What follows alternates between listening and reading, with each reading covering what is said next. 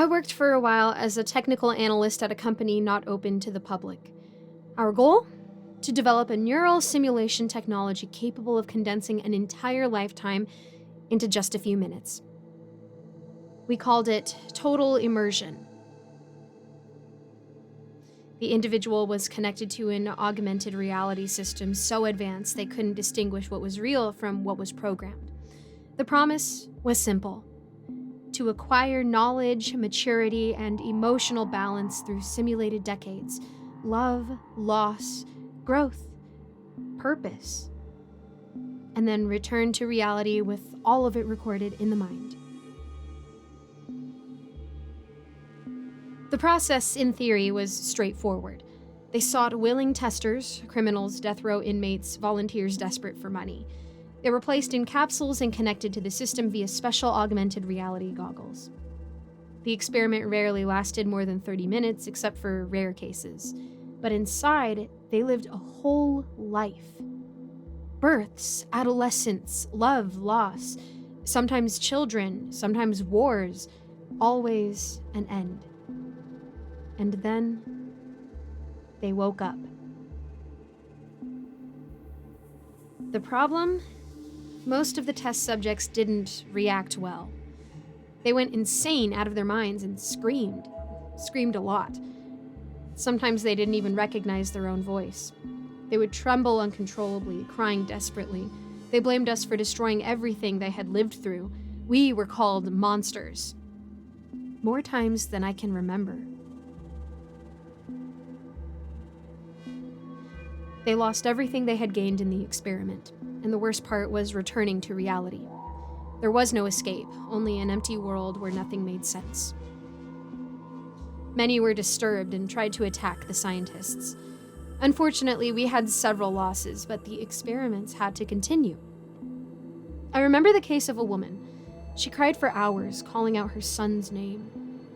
The problem was that her son had never existed. The most disturbing part is that she had a real son outside the simulation. But she never mentioned him once. She preferred the one from the artificial reality. Due to some code flaw, or perhaps some unintended cruelty within the algorithm itself, some test subjects didn't live just one simulated existence.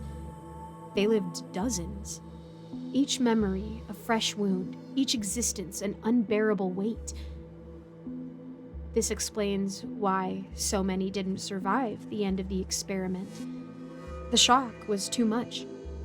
They returned as if they had lived for centuries, and in a way, they had. After we discovered the flaw, they tried to cover it up. They called it an unforeseen side effect. They said they would update the system, that new tests were on the way, that future subjects would be monitored more closely. The experiment would only be a success when the test subjects came out sane and absorbed the knowledge.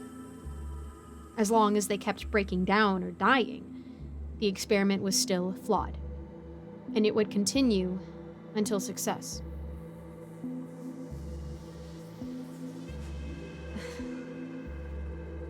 After working there for so long, it started to affect me. So, for several reasons, I resigned.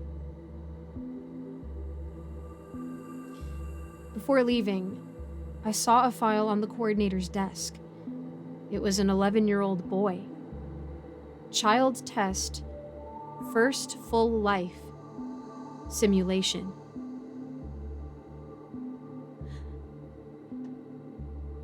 They're going to do to him what they did to the others. He will live, love, lose, and then wake up alone, with his brain screaming for a life that never existed.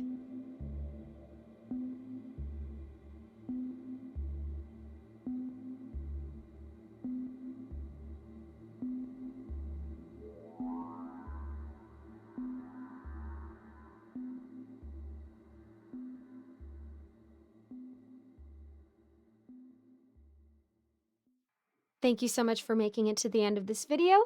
A quick shout out to my patrons, Old Penguin, Rinku Star, Melissa Perez, Icy Narrates, Seven Cities Journalist, Cupcake Hips, Eric Cifuentes, Alonso, Austin My Love, Ellie Hutmeyer, Jesse Hartley, Lawrence Wallen, Mr. Sankofa, and William Hartley.